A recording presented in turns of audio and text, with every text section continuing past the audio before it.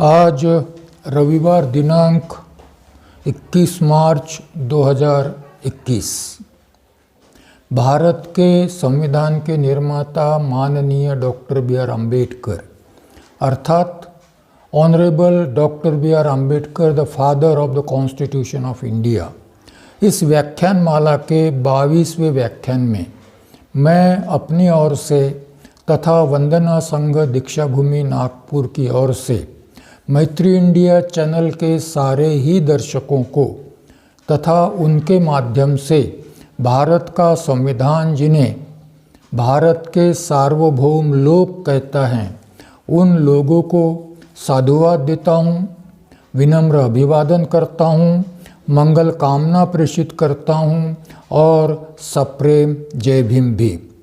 हम चर्चा कर रहे हैं संविधान मसौदा समिति के अध्यक्ष माननीय doctor B R Ambedkar ji ने 4 नवंबर 1948 को संविधान का मसौदा संविधान सभा में प्रस्तुत करते समय जो भाषण दिया, उस भाषण पर हम चर्चा कर रहे हैं।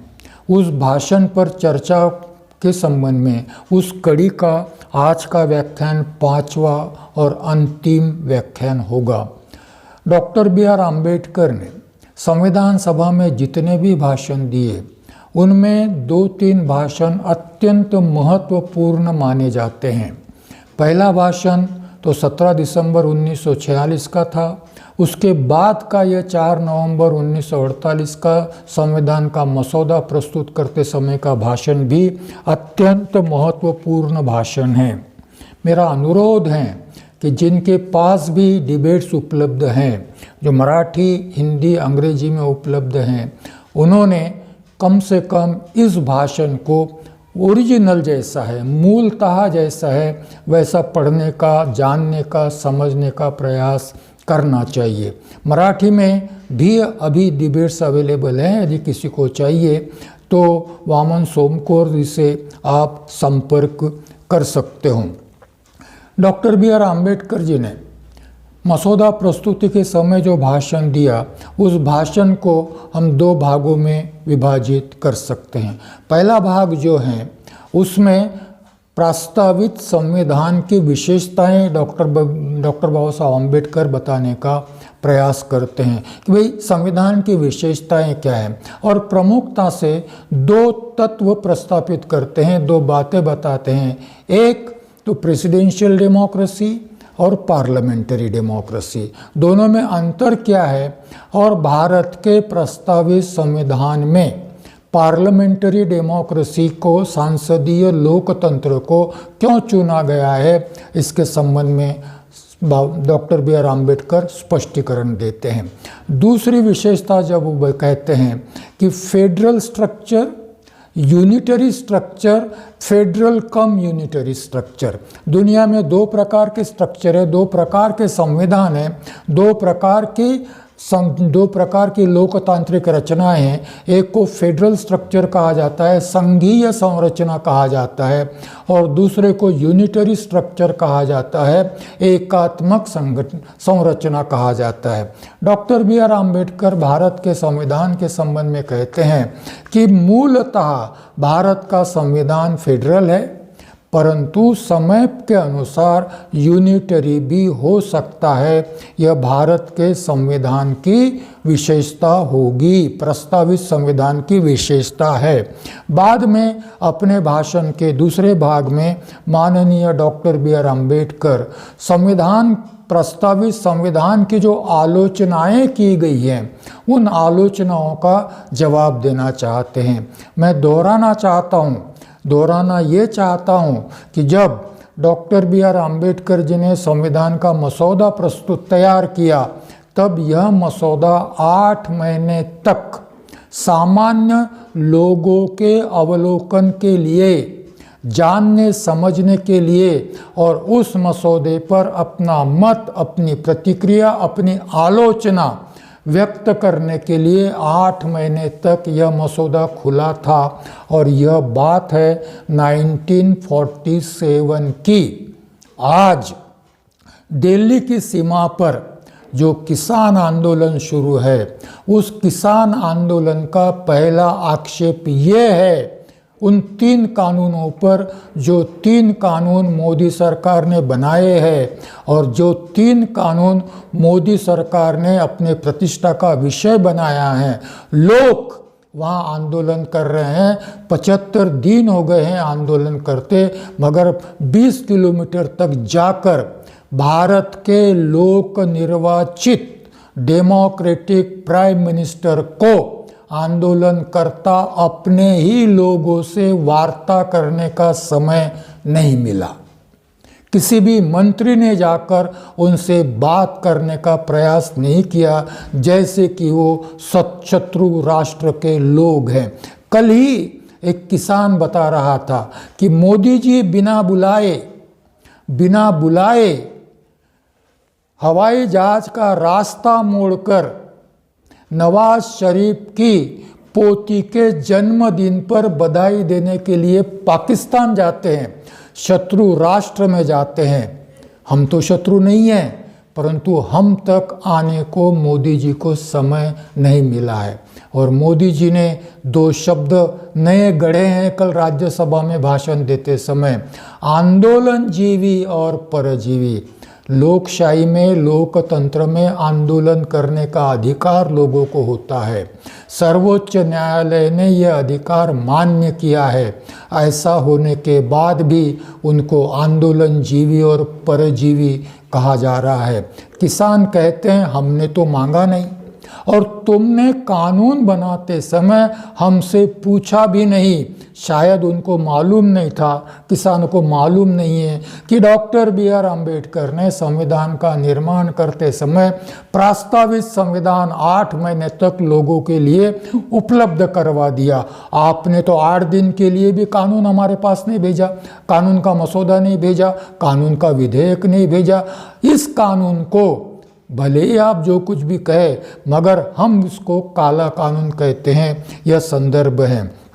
पहले 2 व्याख्यान हम लोगों ने इसके लिए, पहले 2 व्याख्यान संविधान, प्रस्तावित संविधान की विशेषताएं जो डॉक्टर अम्बेडकर जी ने बताई थी उस पर हमने किए थे, और उर्वरित 3, 4 और आज का 5वां व्याख्यान हम आलोचनाओं का जो जवाब डॉक्टर B.R. अम्बेडकर ने दिया उसके बारे में हम लोग बातचीत कर रहे हैं। और यह उस कड़ी का आज का व्याख्यान अंतिम व्याख्यान होगा।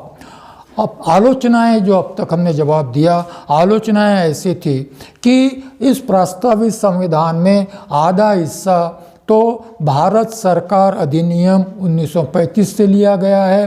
भारत सरकार अधिनियम 1935 यह राउंड टेबल कॉन्फ्रेंस की देन है। राउंड टेबल कॉन्फ्रेंस में यह कानून बनाया था, जिसके चलते भारत में औपनिवेशिक स्वराज की स्थापना की प्रक्रिया आरंभ की गई थी। बाबा साहब ने इस आलोचना का स्पष्टीकरण दिया कि मैंने 1935 के एक्ट से बहुत सारी बातें क्यों ली, और उसके लिए मैं लज्जित भी नहीं हूँ, क्योंकि इस देश के लिए उनका संविधान में समावेश आवश्यक था। दूसरी आलोचना थी कि आधा भाग अन्य देशों के संविधानों से लिया गया है और इसमें मौलिकता का अभाव है।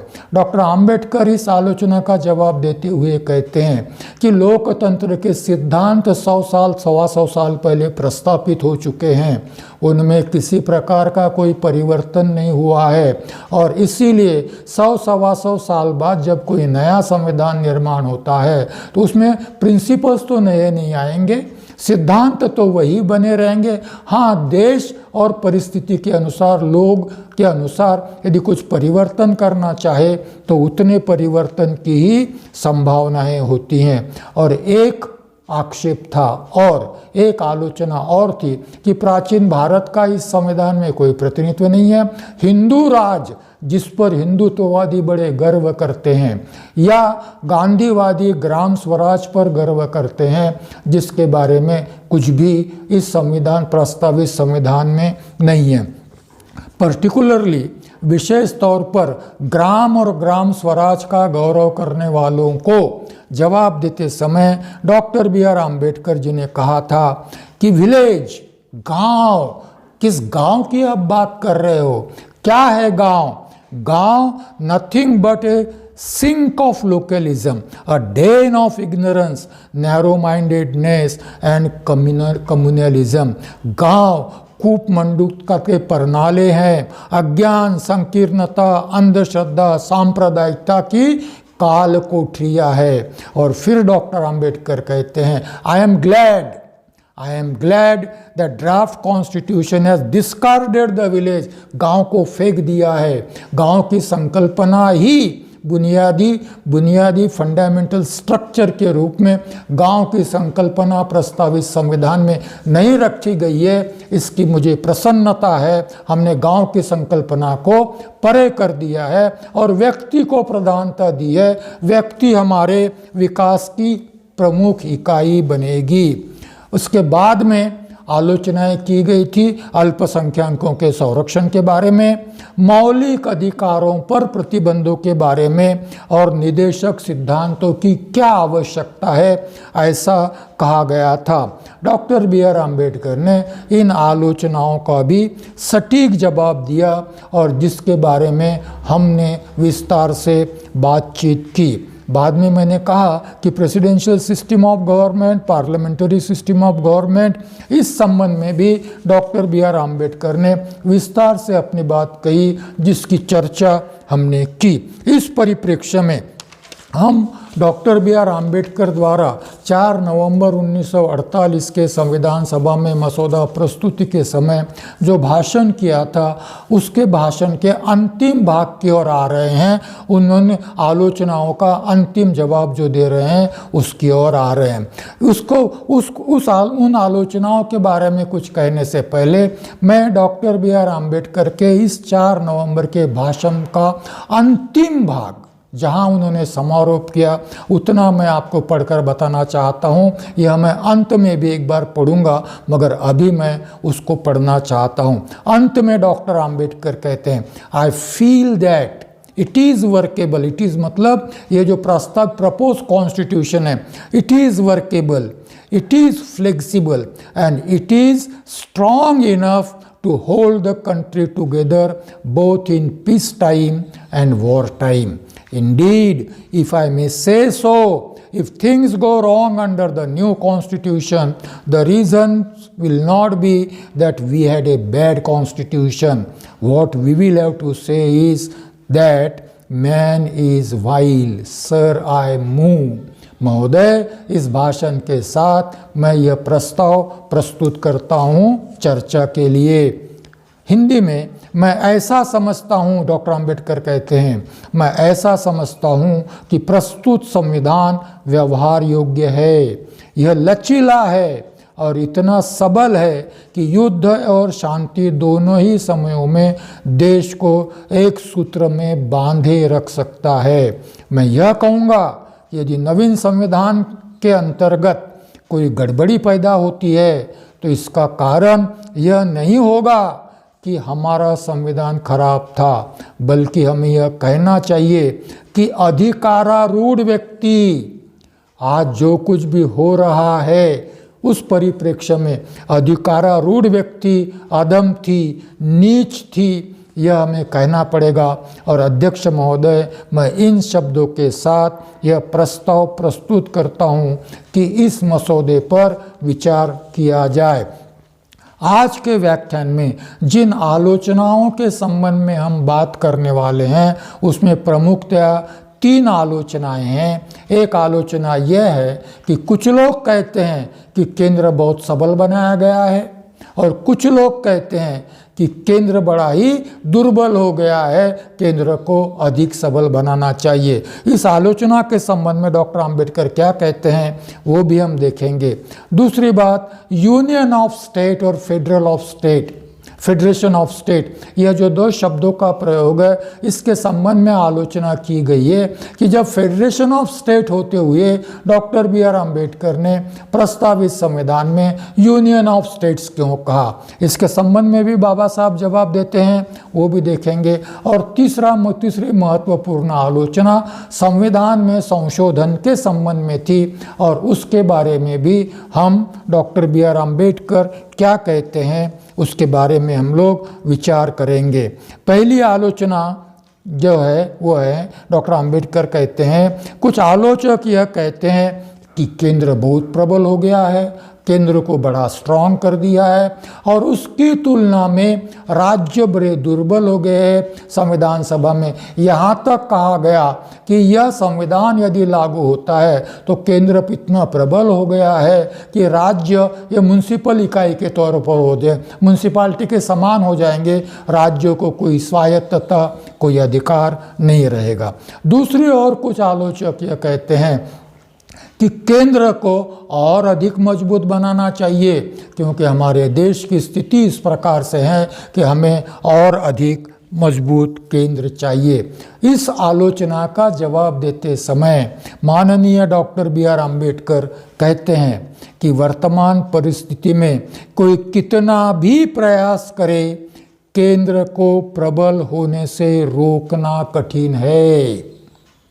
वर्तमान परिस्थिति सिर्फ भारत की नहीं, दुनिया में, दुनिया के अलग अलग राष्ट्रों में जहाँ जहाँ भी लोकतांत्रिक संविधान है, लोकशाही लोकतांत्रिक गणराज्य का संविधान जहाँ जहाँ भी है, वहाँ दुनिया में परिस्थिति इस प्रकार से बदल रही है कि केंद्र को मजबूत हुए बगैर और कोई पर्याय नहीं है और कोई ऑल्टरनेटिव नहीं है। वर्तमान परिस्थिति में कितना भी प्रयास करे, केंद्र को प्रबल होने से रोकना कठिन है।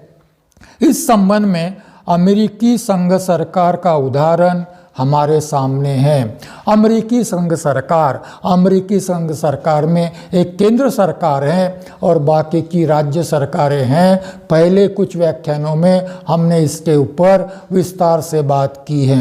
अमेरिका के संविधान में राज्यों को स्वायत्तता दी गई थी और इतनी स्वायत्तता थी कि यदि राज्य चाहे तो केंद्र से अलग भी हो सकते थे, परंतु बाद में जब देश टूटने का, अमेरिका के टूटने की कगार पर आया तो केंद्र को अधिक प्रबल होना पड़ा, गृह युद्ध भी करना पड़ा, जिसका उल्लेख हम बाद में करेंगे। अमेरिकी संघ सरकार को संविधान में बड़ी सीमित शक्तियां प्रदान की गई थी, परंतु कुछ परिस्थिति ऐसी निर्माण हुई कि आज यह सरकार मूल स्वरूप से कहीं अधिक शक्तिशाली हो गई है। मूलतः केंद्र को बहुत कम शक्तियां प्रदान की गई थी, परंतु परिस्थितिवश अमेरिका के केंद्र शासन को बहुत अधिक शक्तियां प्रदान की गई है।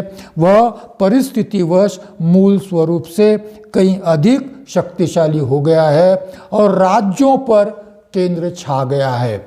अभी केंद्र का राज्यों पर बहुत अधिक प्रभाव दिखाई पड़ता है। यह सब आधुनिक परिस्थिति के कारणवश हुआ है। मजबूरी है। देश को एक रखना है, देश को एक संघ रखना है, देश को यूनाइटेड रखना है, देश को एक प्रकार से सुरक्षित रखना है, विघटन से बचाना है, तो केंद्र सरकार को मजबूर होना ही पड़ेगा अधिक सत्ता, अधिक शक्ति अपने पास लेने के लिए। यही स्थितियां भारत सरकार पर भी प्रभाव डालेंगी। हमारी आने वाली शासन व्यवस्था इससे अछूती नहीं रह सकती, उसके पास भी सत्ता जाएगी ही, वह अधिक समर्थ प्रबल होगा ही। हमारा कोई भी प्रयास केंद्र को अधिक प्रबल होने से रोक नहीं सकता। परंतु दूसरी तरफ डॉक्टर अंबेडकर यह भी चेतावनी देते हैं, यह भी वार्निंग देते हैं कि केंद्र इतना सबल होना नहीं चाहिए कि वो अपने ही भार से चरमरा जाए। इतनी भी शक्ति केंद्र के पास नहीं आनी चाहिए कि राज्यों का अस्तित्व नगर पालिका समान हो जाए। और इस प्रवृत्ति पर, क्योंकि मूलतः केंद्र की प्रवृत्ति अपने आप को अधिक सक्षम बनाने की होती है, अपने पास अधिक सत्ता लेने की होती है, और इस प्रवृत्ति को भी रोकना जरूरी है। मतलब इतना शक्तिशाली हो कि देश सुरक्षित रहे, देश संगठित रहे, इतना अधिक शक्तिशाली न हो कि राज्यों का अस्तित्व ही नगरपालिका के समान हो जाए या वह अपने ही बोझ से चरमरा जाए। और इसीलिए इन दोनों में संतुलन आवश्यक है और प्रस्तावित संविधान में इस प्रकार का संतुलन रखा गया है। ऐसी जरूरत ना पड़े कि अमेरिका के सरकार को गृह युद्ध करना पड़ा, वैसी स्थिति न आए, इसीलिए हमने इसमें संतुलन प्रस्तावित किया है और इसीलिए केंद्र को थोड़ा अधिक सबल सक्षम बनाने का प्रयास किया है। दूसरा आक्षेप जो है वह प्रस्तावित संविधान में और अपने संविधान में भी जो अनुच्छेद 1 है उस पर है। उसमें कहा गया है India that is Bharat shall be a union of states. India that is Bharat shall be union of states. India अर्थात भारत यह राज्यों का संघ होगा। भारत के संविधान का यह पहला अनुच्छेद है। प्रस्तावित संविधान में जैसा रखा गया है वैसे के वैसे ही बिना किसी संशोधन के संविधान सभा ने उसमें कुछ भी संशोधन नहीं किया, जैसा का वैसा वह अनुच्छेद कायम है। अनुच्छेद इस प्रकार है, India that is Bharat shall be a union of states. India अर्थात भारत यह राज्यों का संघ होगा। आलोचक कहते हैं कि यह सही शब्द योजना नहीं है। कौन थी? Shall be A union of state, यह सही शब्द योजना नहीं है। राज्यों का संघ होगा, यह सही शब्द योजना नहीं है। यूनियन ऑफ स्टेट के बजाय फेडरेशन ऑफ स्टेट्स, राज्यों का संगठन, इस प्रकार से शब्द योजना होनी चाहिए। फिर यूनियन ऑफ स्टेट की जगह क्या चाहते हैं आलोचक? फेडरेशन ऑफ स्टेट चाहते हैं। संघ, राज्यों के संघ की जगह राज्यों का संगठन, इस प्रकार से शब्द प्रयोग चाहते हैं। डॉक्टर आम्बेडकर इसका जवाब देते हुए कहते हैं कि दक्षिण अफ्रीका एकात्मक राज्य है, यूनियन ऑफ स्टेट्स है। दक्षिण अफ्रीका यूनियन ऑफ स्टेट्स है, परंतु अपने आप को फेडरेशन ऑफ स्टेट्स कहता है। समझ रही है मेरी बात को? दक्षिण अफ्रीका का उदाहरण डॉक्टर बी.आर. आम्बेडकर देते हैं कि दक्षिण अफ्रीका फेडरेशन ऑफ स्टेट्स होने के बाद भी यूनियन ऑफ स्टेट्स का शब्द प्रयोग करता है। इसके विपरीत कनाडा जो है, कनाडा राज्यों का संगठन नहीं है, वह यूनियन ऑफ कनाडा राज्यों का संगठन है, वह फेडरेशन ऑफ स्टेट्स है, फिर भी अपने आप को यूनियन ऑफ स्टेट्स कहता है।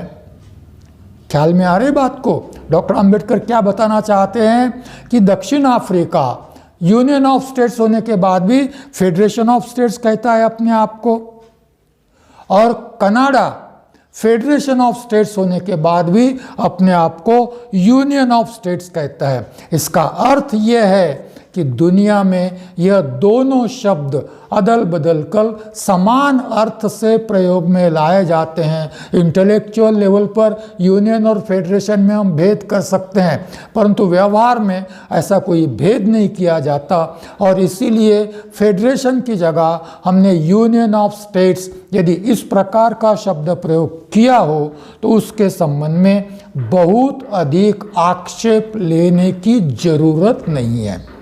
बहुत अधिक आक्षेप लेने की जरूरत नहीं है। फिर भी डॉक्टर बी.आर. आम्बेडकर कहते हैं कि प्रस्तावित संविधान में फेडरेशन ऑफ स्टेट की जगह यूनियन ऑफ स्टेट्स यदि रखा गया है तो इससे लोगों को कोई परेशानी नहीं होनी चाहिए, लोगों ने कोई आहत नहीं होना चाहिए। कनाडा ने स्वयं को फेडरेशन ऑफ स्टेट्स होते हुए भी यूनियन ऑफ स्टेट्स कहना क्यों पसंद किया? फेडरेशन ऑफ स्टेट्स होते हुए भी यूनियन ऑफ स्टेट्स स्वयं को कहना क्यों पसंद किया? इसके बारे में डॉक्टर आम्बेडकर कहते हैं कि मेरे पास कोई स्पष्टीकरण नहीं है, मैं इसका कोई स्पष्टीकरण दे नहीं सकता, परंतु प्रस्तावित संविधान में मसौदा समिति ने फेडरेशन ऑफ स्टेट की जगह पर यूनियन ऑफ स्टेट्स क्यों रखा है, इसके पीछे एक उद्देश्य है, इसके पीछे एक कारण है, जिसका स्पष्टीकरण मैं संविधान सभा को देना चाहता हूं। स्पष्टीकरण इस प्रकार से देते हैं। भारत फेडरेशन है, भारत संघराज्य है, भारत राज्यों का संघ जरूर है, परंतु यह राज्यों का संघ एक विशेष प्रकार से गठित किया गया है। अमेरिका में जो फेडरेशन बना है वह फेडरेशन, पहले राज्य अस्तित्व में थे, पहले राज्य अस्तित्व में आए, राज्यों ने सोचा कि हमें अपना एक फेडरेशन बनाना चाहिए।